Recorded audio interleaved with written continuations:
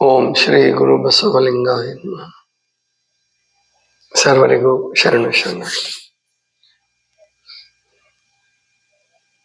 ಇವಾಗ ದೇಶದ ತುಂಬೆಲ್ಲ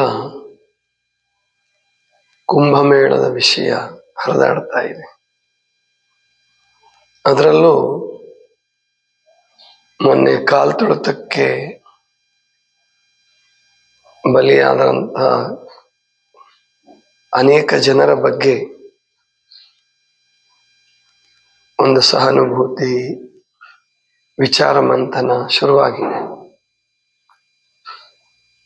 ಕೆಲವರು ಸಮರ್ಥನೆ ಕೊಡಲೂಬಹುದು, ಇದಕ್ಕಿಂತ ದೊಡ್ಡ ಕಾಲ ತುಳಿತಗಳಾಗಿದೆ, ಮೆಕ್ಕಾದಲ್ಲಿ ಇದೇ ತರ ಕಾಲ್ ತುಳಿತ ನೂಕಾಟ ಆಗಿ ಸುಮಾರು 700ಕ್ಕಿಂತ ಹೆಚ್ಚು ಜನ ಸತ್ತಿದ್ದು. ಅದರಲ್ಲಿ ಭಾರತೀಯರೇ ಒಂದು 100 ಹತ್ತತ್ರ ಸತ್ತಿದ್ರು. ಹಂಗೆ ಸಮರ್ಥನೆ ಕೊಟ್ಕೊಂಡು ನಿಮ್ಮ ಬೆನ್ನು ನೀವೇ ಚಪ್ಪಸ್ಕೋಬಹುದು, ತೊಂದರೆ ಇಲ್ಲ. ಆದರೆ ಇಂತಹ ಜಾತ್ರೆಗಳು, ಕುಂಭಮೇಳಗಳು, ನಮ್ಮಲ್ಲೂ ಶರಣ ಮೇಳ,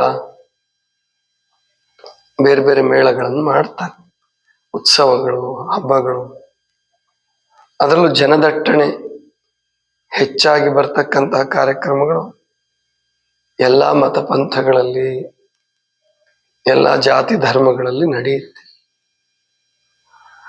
ಆದರೆ ಇದನ್ನ ವಿಶ್ವದಲ್ಲಿಯೇ ಬಹಳ ದೊಡ್ಡ ಆಧ್ಯಾತ್ಮಿಕ ಉತ್ಸವ ಅಂತ ಬಿಂಬಿಸ್ತಾ ಇದ್ದಾರೆ. ಇದು ಆಧ್ಯಾತ್ಮಿಕ ಉತ್ಸವನ? ಹಾಗಾದ್ರೆ ಅಧ್ಯಾತ್ಮ ಅಂದ್ರೆ ಏನು? ಅದ್ರ ಬಗ್ಗೆ ಸ್ವಲ್ಪ ತಿಳ್ಕೋಬೇಕಲ್ಲ. ಮೋದಿ, ಯೋಗಿ ಮತ್ತು ಬೇರೆ ಬೇರೆ ಅಖಾಡಕ್ಕೆ ಸೇರಿದವರೆಲ್ಲ ಇದನ್ನ ಆಧ್ಯಾತ್ಮಿಕ ಉತ್ಸವ ಅಂತ ಹೇಳ್ತಾ ಇದ್ದಾರೆ. ಇಲ್ಲಿ ನಮ್ಮ ಆಶ್ರಮಕ್ಕೂ ಕೂಡ ಕೆಲವರು ಉತ್ತರ ಭಾರತ ಸಂತರು ಬರ್ತಿರ್ತಾರೆ. ಹಾಗಾಗಿ ಈಗ ಒಂದು 4-5 ತಿಂಗಳ ಹಿಂದೆ ಬಂದಿದ್ರು, ಒಂದು 7-8 ಜನ ಬಂದಿದ್ರು. ನನಗೂ ಹೇಳಿದ್ರು, ಈ ಸಾರಿ ಕುಂಭಮೇಳ ಇದೆ, ನೀವು ಬರಬೇಕು, ನಮ್ಮ ಫೋನಿಗೆ ಫೋನ್ ಮಾಡ್ರಿ, ನಂಬರ್ ಕೊಡ್ತೀವಿ, ನಾವೆಲ್ಲ ವ್ಯವಸ್ಥೆ ಮಾಡ್ತೀವಿ, ನಿಮ್ಮನ್ನು ನೋಡ್ಕೊಳ್ತೀವಿ ಅಂತಾನು ಹೇಳಿದರು. ಆಮೇಲೆ ನಮ್ಮವರು ಕೂಡ ಕೆಲವರು, ನೀವು ಕುಂಭಮೇಳಕ್ಕೆ ಹೋಗಲ್ವಾ, ಹೋಗೋಣ ನಡೀರಿ ಅಂತ ಕರೆಯೋರು, ಕೇಳೋರು. ಮತ್ತು ನೀವು ಬರ್ದಿದ್ರು ಪರವಾಗಿಲ್ಲ, ನಾವು ಹೋಗ್ಬೋದಾ ಅಂತ ಕೇಳೋರು ಇದ್ದಾರೆ. ಹಂಗಾರೆ ಅದಕ್ಕೇನು ಉತ್ತರ ಕೊಟ್ರಿ ನೀವು, ನಾನೇನು ಉತ್ತರ ಕೊಡ್ತೀನಿ ಅನ್ನೋದು ಅನೇಕ ಜನರಿಗೆ ಕುತೂಹಲ ಇರುತ್ತೆ. ನನ್ನ ವೈಯಕ್ತಿಕ ವಿಷಯ ಬಂದಾಗ, ಅಂದ್ರೆ ನನ್ನ ವ್ಯಕ್ತಿತ್ವದ ದೃಷ್ಟಿಯಿಂದ ಮಾತಾಡೋದು, ಸಾಮೂಹಿಕ ದೃಷ್ಟಿಯಿಂದ ಮಾತಾಡೋದು. ನನಗೆ ಬರೀ ಕುಂಭಮೇಳ ಅಂತಲ್ಲ, ಯಾವುದೇ ಮೇಳಗಳು ಕೂಡ, ಗದ್ದಲದ ಮೇಳಗಳು ಮತ್ತು ಸಮಯ ಪಾಲನೆ ಇಲ್ಲದಂತಹದ್ದು, ಅಸ್ವಚ್ಛತೆ, ಗಲಾಟೆ, ಅದು ಯಾವ ದೇವರ ಹೆಸರಲ್ಲಿದ್ರೂ ನನಗಿಷ್ಟ ಆಗಲ್ಲ. ಉಳುವಿ ಜಾತ್ರೆ ಬಗ್ಗೆ ನಾನು 95ರಲ್ಲಿ ಬಂದಾಗ, ಸಲಕಿನ ಕೊಪ್ಪಕ್ಕೆ ಬಂದಾಗ ಬಹಳ ಹೇಳ್ತಿದ್ರು, ಉಳುವಿ ಜಾತ್ರೆಯಲ್ಲಿ ಹಾಗಾಗತ್ತೆ, ಹೀಗಾಗತ್ತೆ. ಆಮೇಲೆ ಪವಾಡಗಳನ್ನು ಸೃಷ್ಟಿಸ್ತಾರೆ. ಇಲ್ಲಿ ಕುಂಭಮೇಳದಲ್ಲೂ ಪವಾಡ ಸೃಷ್ಟಿಸಿದ್ದಾರೆ. ಈಗ ಒಬ್ಬಳು ಯಾರೋ ಹುಡುಗಿ ನದಿ ಮೇಲೆ ನಡೆದ್ಬಿಟ್ಲು, ಅವ್ರ ತಂದೆ ಆ ಕಡೆ ಇದ್ರಂತೆ, ನಮ್ಮ ತಂದೆ ಎಲ್ಲಿದ್ದಾರೆ ಅಂತ ಹುಡುಕಾಡ್ತಿದ್ಲಂತೆ. ಒಬ್ಬ ಸಂತ, ಯಾರೋ ಯೋಗಿನೋ ಸಂತನೋ ಯಾರೋ ಹೇಳಿದ್ರಂತೆ ಆ ಕಡೆ ಇದ್ದಾರೆ ಅಂತ ಹೇಳಿ. ಮತ್ತೆ ಆ ಕಡೆ ಹೋಗಕ್ ನನಗೆ ಅನುಕೂಲ ಇಲ್ವಲ್ಲ, ಇಲ್ಲ ನದಿ ಮೇಲೆ ನಡ್ಕೊಂಡು ಹೋಗು ಅಂತ ಹೇಳಿದಂತೆ. ಆ ಹುಡುಗಿ ನಡೆದ್ಲಂತೆ. ಯೂಟ್ಯೂಬಲ್ಲಿ ನೋಡಿರ್ಬೇಕು ನೀವೇನಾದ್ರು.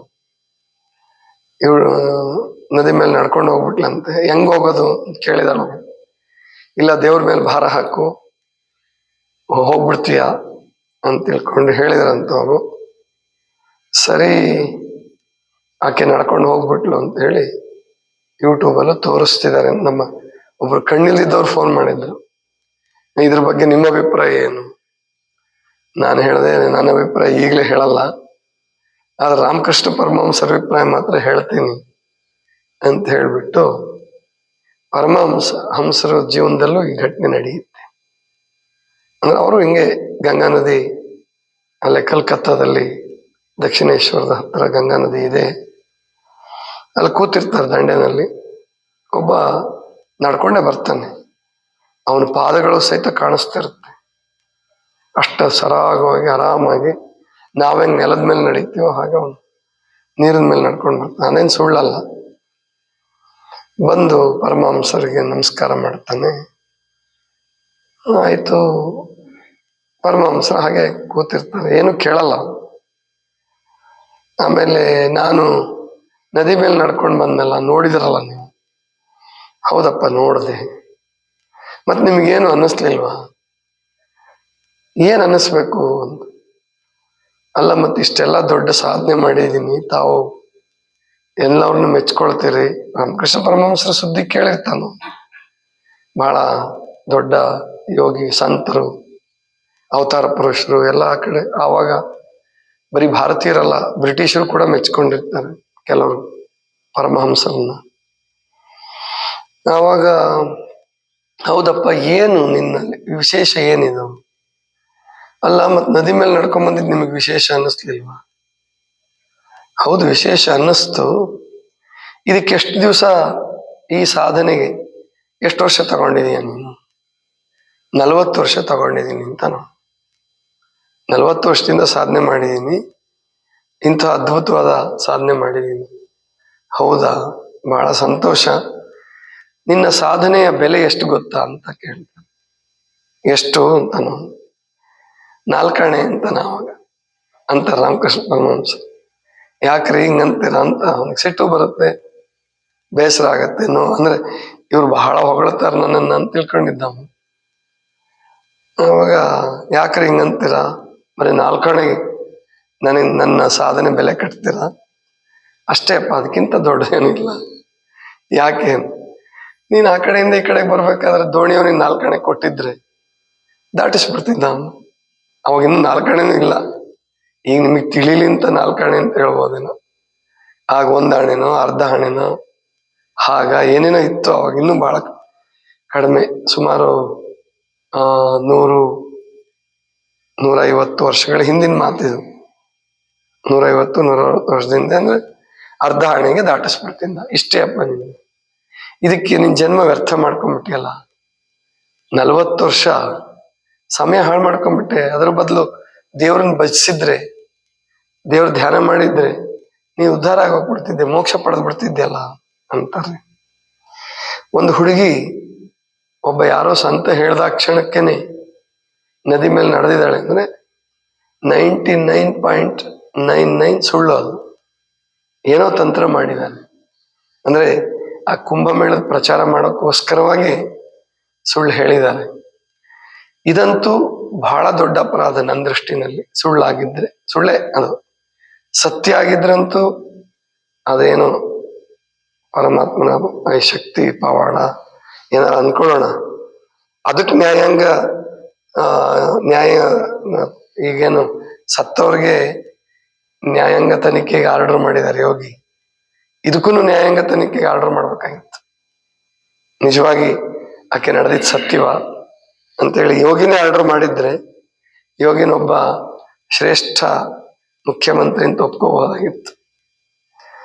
ಈಗ ತಾವೇ ಅಂದ್ರೆ ಸಿಕ್ಕಾಪಟ್ಟೆ ಟ್ರೈನ್ಗಳು ಬಿಟ್ಟು, ಸಿಕ್ಕಾಪಟ್ಟೆ ಬಸ್ಗಳು ಬಿಟ್ಟು ಜನಕ್ಕೆ ಬರಕ್ಕೆ ಹುಚ್ಚಿಡಿಸಿ, ಯಾಕೆ ಅಧಿಕಾರಿಗಳು, ಮುಖ್ಯಮಂತ್ರಿಗಳು, ಪ್ರಧಾನಮಂತ್ರಿಗಳೇ ಹೋಗಿ ಮುಳುಗ್ ಬರ್ತಾರೆ ಅಂದ್ರೆ ಹಂಗಾರೆ ಪುಣ್ಯ ಬಂದೇ ಬರತ್ ಬಿಡು ಅಂತ ಹೇಳಿ ಎಲ್ರು ಮುಳುಗಕ್ಕೆ ಶುರು ಮಾಡ್ತಾರೆ.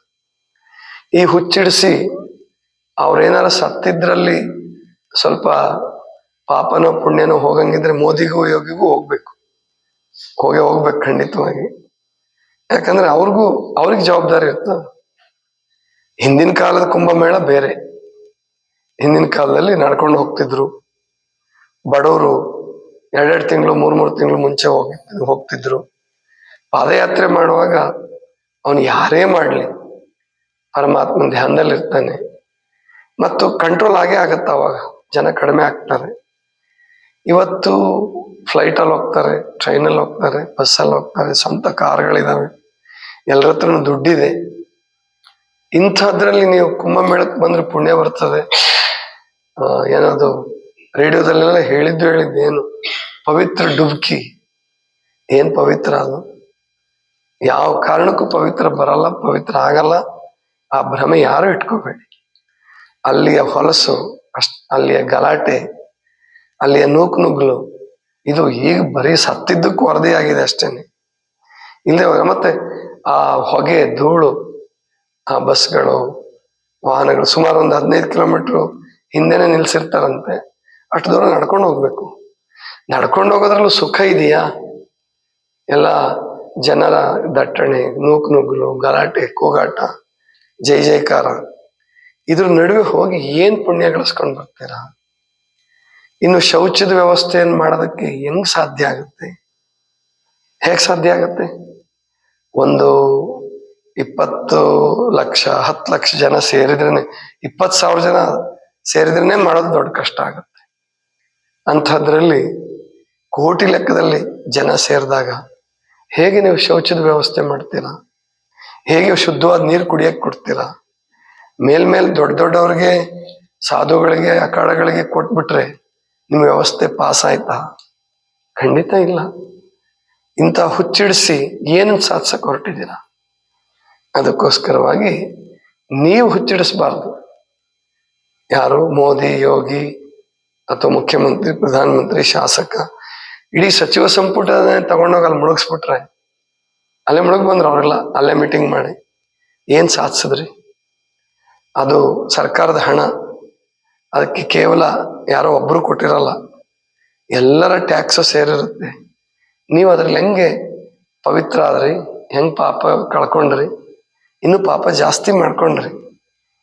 ಆದ್ರಿಂದ ನೀವು ಯಾರಾದರೂ ಕುಂಭಮೇಳಕ್ಕೆ ಹೋಗ್ಬೇಕು ಅಂತ ಯೋಚನೆ ಮಾಡ್ತಾ ಇದ್ರೆ, ಈಗಂತೂ ಬಹಳ ಜನ ಕ್ಯಾನ್ಸಲ್ ಮಾಡ್ಕೊಂಡಿದ್ದೀರ.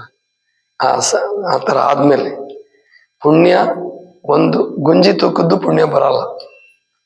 ಅಲ್ಲಿ ಯಾವ ಸ್ಪೆಷಲ್ ಶಕ್ತಿನೂ ಇರಲ್ಲ.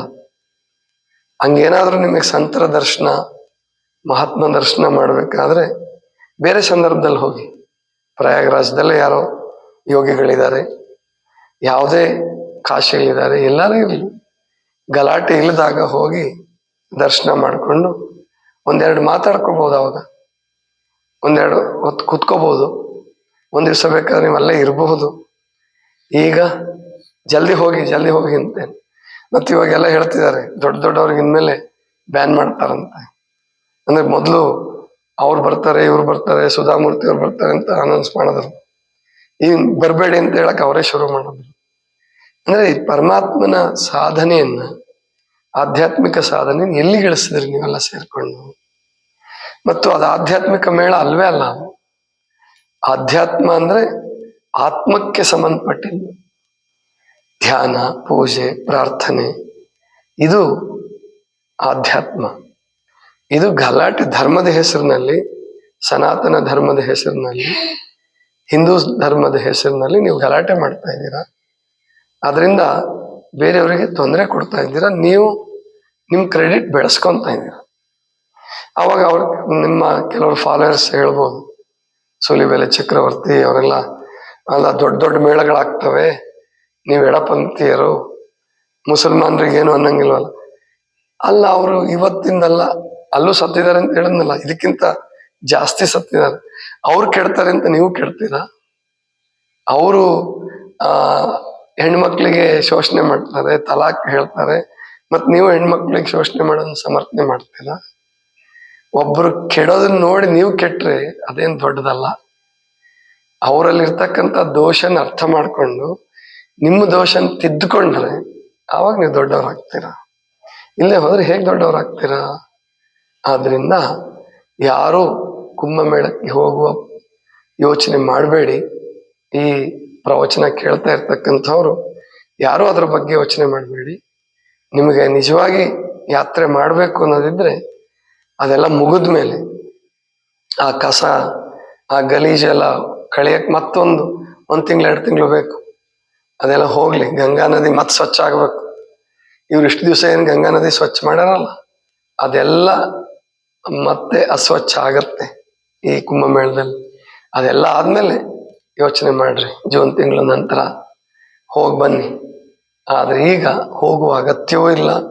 ಹೋದ್ರೆ ಪುಣ್ಯ ಬರಲ್ಲ, ಅದ್ರ ಬದಲು ಗದ್ದಲ, ದುಡ್ಡು ಖರ್ಚು, ನೆಗಡಿ, ಕೆಮ್ಮು, ಜ್ವರ ಇವೆಲ್ಲ ಬರುತ್ತೆ ಹೊರತು ಇನ್ನೇನು ಬರಲ್ಲ. ಆದ್ರಿಂದ ಯಾರು ಅದ್ರ ಬಗ್ಗೆ ತಲೆ ಕೆಡಿಸ್ಕೋಬೇಡಿ.